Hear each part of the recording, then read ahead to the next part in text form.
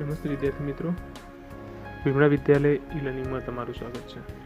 મિત્રો, આપણે BSM 3 CC 304ના લેક્ચરો ચાલુ છે. અગાઉ મિત્રો આ વિષયમાં લેક્ચરો આવી ચૂક્યા છે. આશા કરું છું કે તમે જોયા હશે. મિત્રો, આજે આપણે આ લેક્ચરમાં ચર્ચા કરીશું શ્વસન તંત્ર. મિત્રો, આ યુનિટ 2 નો ક્વેશ્ચન 2 છે. તો જોઈએ. મિત્રો, આપણા શરીરની અંદર આપણા શરીરને ચલાવવા માટે અલગ અલગ તંત્રો આપણા શરીરમાં કામ કરે છે. જેમાં આપણે રુધિરાભિસરણ તંત્ર, પાચન તંત્ર, શ્વસન તંત્ર, એમ અલગ અલગ આપણા શરીરમાં તંત્રો છે જે કાર્ય કરે છે, જેના દ્વારા આપણે ખોરાક લઈએ છીએ, ખોરાકનું પાચન થાય છે અને એમાંથી આપણને આપણા શરીરમાં લોહી બને છે. એનાથી આપણને વિવિધ વિટામિન્સ જે આપણા શરીરને જરૂરી છે બધા મળે છે, જેના કારણે આપણે આપણું જીવન તંદુરસ્ત રીતે જીવી શકીએ છીએ. તો મિત્રો, માનવ શરીરની અંદર આ બધા જે તંત્રો છે એનું શું મહત્ત્વ છે, અને મિત્રો આ વિષયનો અભ્યાસ એટલા માટે જરૂરી છે કે સાયકોલોજી વિશે જ્યારે આપણે ભણતા હોય તો સાયકોલોજી એટલે કે માણસના વર્તનનું અભ્યાસ કરતું શાસ્ત્ર, એટલે કે સાયકોલોજી. મનોવિજ્ઞાન માનવના વર્તનનો અભ્યાસ કરે છે. તો મનોવિજ્ઞાનની અંદર હેલ્થ સાયકોલોજીની શું મહત્ત્વ છે એ મેં અગાઉના લેક્ચરમાં તમને સમજાવ્યું છે. તો આપણને ખ્યાલ છે કે આપણું શરીર જો તંદુરસ્ત હોય તો આપણું વર્તન સારું હોય છે. અને આ શરીરની તંદુરસ્તીમાં શું હોય છે, કઈ બાબતો જરૂરી ધ્યાન રાખવા જેવી હોય છે એ આપણે જાણવું જરૂરી બને છે. ત્યારે મિત્રો, આપણે શરીરના જે તંત્રો છે એમાં શ્વસન તંત્ર શું છે એના વિશે આપણે માહિતી મેળવીએ. આપણા શરીરમાં ખોરાકનું મંદ દહન થવાથી વિવિધ દેહ ધાર્મિક ક્રિયાઓ માટે જરૂરી શક્તિ અને ગરમી ઉત્પન્ન થાય છે. શ્વાસ લેવાની ક્રિયાથી દહન માટે જરૂરી ઓક્સિજન હવામાંથી મળે છે. દહનને અંતે ઉત્પન્ન થતા કાર્બન ડાયોક્સાઇડ અને પાણીની વરાળ જેવા નકામા પદાર્થો ઉચ્છ્વાસમાં બહાર નીકળે છે.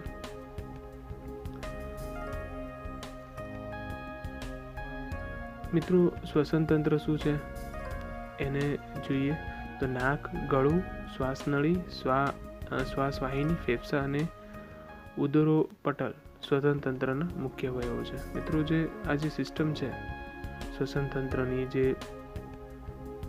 એની અંદર નાક, ગળું, શ્વાસનળી અને શ્વાસવાહિની, ફેફસા તેમજ ઉદરપટલનો સમાવેશ થાય છે. એટલે મિત્રો, આ મુખ્ય જે ભાગ છે, મુખ્ય જે અવયવો છે જેના ઉપર શ્વસન તંત્ર કાર્ય કરે છે. ઓક્સિજનવાળી હવા નાક દ્વારા અંદર લેવાય છે. નાકમાં આવેલા વાળ હવામાંના ધૂળના રજકણો અને જંતુઓનો ફેફસામાં જતા અટકાવે છે. આ ઉપરાંત નાકમાં ચીકણા પ્રવાહીનો સ્ત્રાવ થાય છે. આથી શ્વાસ માટે નાકમાં દાખલ થતા ધૂળના રજકણો અને જંતુઓ આ પ્રવાહી પર ચોંટી જાય છે.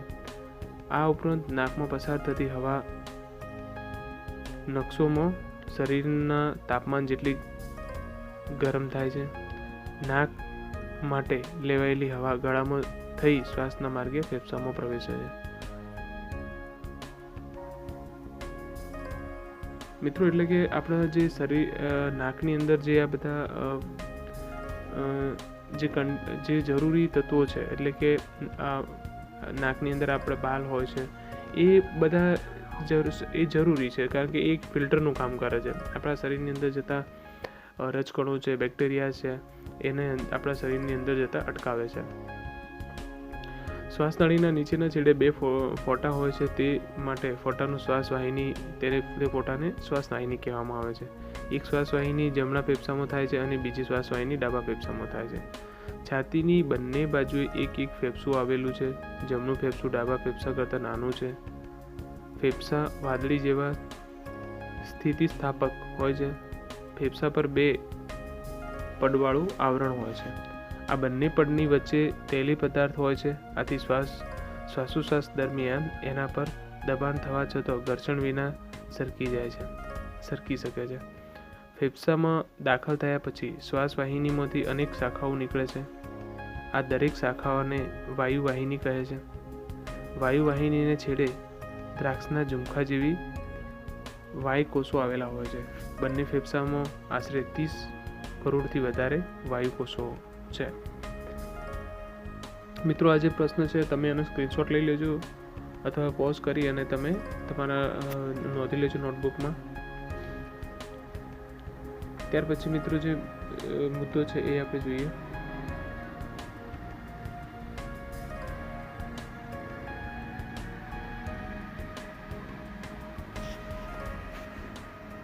પેટના અવયવોથી ફેફસા છૂટા પડતા સ્નાયુઓ પડદાને ઉદરોપટલ કહે છે. ઉદરોપટલને ઘુમ્મટ આકારનો ભાગ પાંસળીને અડીને રહેલો હોય છે. શ્વાસોશ્વાસની ક્રિયા દરમિયાન ઉદરોપટલ સ્નાયુઓ આપમેળે ઊંચા નીચા થાય છે અને તે પ્રમાણે છાતીનું પોલાણ વધે કે ઘટે છે.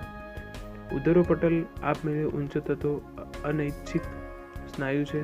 તેનો ઘુમ્મટ જેવો ભાગ નીચો થાય છે ત્યારે છાતી પર પિંજરાનો ભાગ વિસ્તાર પામે છે. આથી છાતીનું પોલાણ મોટું હોય છે. આ સ્થિતિસ્થાપક ફેફસા પર દબાણ ઘટતા ફેફસા ફૂલે છે. ફેફસા ફૂલવાની વાયુકોષોની અંદરનું હવાનું દબાણ ઘટે છે. તેથી બહારની હવા નાક વાટે ફેફસાના વાયુકોષોમાં જાય છે. ફેફસામાં હવા દાખલ થવાની આ ક્રિયાને શ્વાસ લેવાની ક્રિયા કહે છે. હવામાં ઓક્સિજન રુધિર સાથે ભળે છે. આ રુધિરને શુદ્ધ કરે છે. રુધિર સાથે કાર્બન ડાયોક્સાઇડ ફેફસામાં આવે છે. આ દરમિયાન ઉદરોપટલનો ઊંચો થાય છે અને આમ છાતીના પિંજરાનો વિસ્તાર અને છાતીનું પોલાણ ઘટે છે. આથી ફેફસા ઉપર દબાણ આવે છે અને વાયુકોષોમાંથી હવા બહાર નીકળી જાય છે. ફેફસામાંથી હવા બહાર નીકળવાની ક્રિયાને ઉચ્છ્વાસની ક્રિયા કહે છે. શ્વાસ અને ઉચ્છ્વાસની ક્રિયા એકવાર થયા બાદ અતિશય ટૂંકા સમય પછી ફરી શરૂ થાય છે. આમ શ્વાસ ઉચ્છ્વાસ એમ સતત ચાલ્યા કરે છે. તે શ્વાસોશ્વાસની ક્રિયા શ્રમના પ્રમાણ પર આધાર રાખે છે. સામાન્ય રીતે 1 મિનિટમાં લગભગ 16 થી 18 વખત આ ક્રિયા થાય છે. આ ક્રિયાનું નિયમન લંબ મજ્જામાં આવેલું શ્વાસ કેન્દ્ર કરે છે. ત્યાર પછી મિત્રો જે ત્રીજો મુદ્દો છે જે શ્વસન તંત્રના રોગો કઈ બીમારીઓ થાય છે શ્વાસને સંબંધિત એ આપણે જોઈએ. તો પહેલી છે શ્વાસ અવરોધ. શ્વાસ અવરોધમાં ઓક્સિજન શ્વાસ લેવામાં પૂરતા પ્રમાણમાં મળતો નથી. જ્યારે હવામાં કાર્બન ડાયોક્સાઇડનું પ્રમાણ વધી જાય છે તેથી વ્યક્તિ ગૂંગળામણ અનુભવે છે, જેથી વ્યક્તિ બેભાન થઈ જાય છે. ત્યાર પછી બીજી બીમારી છે હાઇપર વેન્ટિલેશન. જ્યારે ઓક્સિજન અને કાર્બન ડાયોક્સાઇડની સમતુલા જળવાતી નથી ત્યારે વ્યક્તિ ખૂબ જ ઝડપી શ્વાસ લે છે અને પોતાના શરીરના લોહીમાંના કાર્બન ડાયોક્સાઇડનું પ્રમાણ ઘટાડવા પ્રયત્ન કરે છે. કાર્બન ડાયોક્સાઇડ જો લોહીમાં વધે તો મગજ તરફ લોહીને લઈ જતી રક્તવાહિની સોકડી બને છે અને મગજને પૂરતો પુરવઠો મળતો નથી. તેથી વ્યક્તિને ચક્કર આવે છે, ઝાંખું દેખાય છે અને વિચારણામાં અવરોધ સર્જાય છે. પછી મિત્રો ત્રીજી જે બીમારી છે એ છે દમ, જેને આપણે અસ્થમા કહીએ છીએ. વ્યક્તિઓ દમ કાઢી નાખતો આ શ્વાસનો રોગ છે તે એલર્જી આધારિત છે. દમ થવા માટે હવાનું પ્રદૂષણ જવાબદાર છે. દમ થવા માટે હવામાં ધૂળ, ધુમાડો, કોઈ પણ પ્રકારની દુર્ગંધ કે સુગંધ, કોઈ પેઇન્ટરની ગંધ જવાબદાર છે. વ્યક્તિને જ્યારે દમ થાય છે ત્યારે ફેફસાની શ્વાસ નળીમાં સોજો આવી જાય છે અને વ્યક્તિને શ્વાસ લેવામાં મુશ્કેલી પડે છે. દમના નિવારણ માટે પંપ દ્વારા ગળામાં દવાનો છંટકાવ કરવો પડે છે. ત્યાર પછી મિત્રો જે છે પરાગજ્વર, એટલે કે એક જાતનો ફીવર છે, તાવ છે. આ રોગ ઋતુજન્ય અને એલર્જીક છે. હવામાં રજકણો, ધુમાડો કે દુર્ગંધ હવામાંથી લેવાની હવામાંથી લેવાથી આ રોગ થાય છે, જેમાં વ્યક્તિને ખૂબ જ છીંકો આવે છે અને ક્યારેક તાવ પણ ટાઢ સાથે આવી જાય છે. ત્યાર પછી જે બીમારી છે શ્વાસને લગતી એ છે ન્યુમોનિયા. શરદી થવાથી ક્યારેક તીવ્રતમ અસર ફેફસામાં થતા ન્યુમોનિયા રોગનો વ્યક્તિ શિકાર બને છે. ન્યુમોનિયા 2 પ્રકારના છે, લોબર ન્યુમોનિયા અને બ્રોન્કાઇલ ન્યુમોનિયા. મિત્રો ત્યાર પછી છે ક્ષય.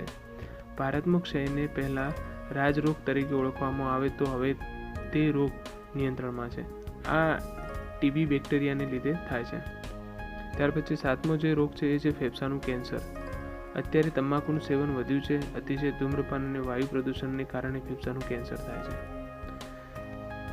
તો મિત્રો આ જે રોગો છે જે શ્વાસને સંબંધિત છે, શ્વાસ લેવાના કારણે આપણે શ્વસન તંત્રને અસર કરે છે, જેનાથી આપણને શ્વાસ લેવામાં મુશ્કેલી ઊભી થાય છે. અમુક સંજોગોમાં માણસ બેભાન પણ થઈ જતું હોય છે.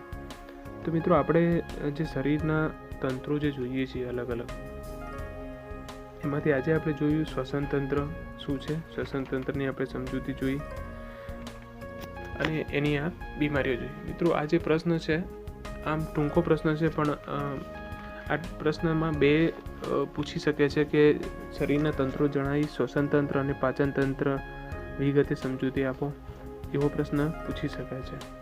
તો મિત્રો એક આ તમે જોઈ લેજો અને બીજો હવે પછીનું જે લેક્ચર આવે છે એની અંદર પાચન તંત્ર વિશે આપણે માહિતી મેળવીશું. તો મિત્રો 2 પ્રશ્ન 2 તંત્રો ભેગા થઈને પણ એક પ્રશ્ન પૂછી શકે છે. અને મિત્રો એવી રીતે જ બનશે કારણ કે કોઈ એક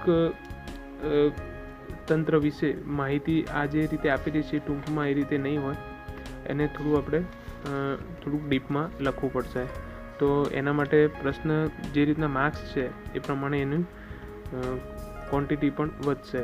તો જેથી કરીને આપણે એક શ્વસન તંત્ર, પછી પાચન તંત્ર, પછી બની શકે શ્વસન તંત્ર, પછી ઉત્સર્જન તંત્ર અથવા ઉત્સર્જન તંત્ર અથવા પાચન તંત્ર, મતલબ કોઈ બી 2 અથવા 3 તંત્રો એકસાથે એક જ પ્રશ્નમાં પૂછી શકાય છે. તો મિત્રો મળીએ નેક્સ્ટ લેક્ચરમાં. Thank you.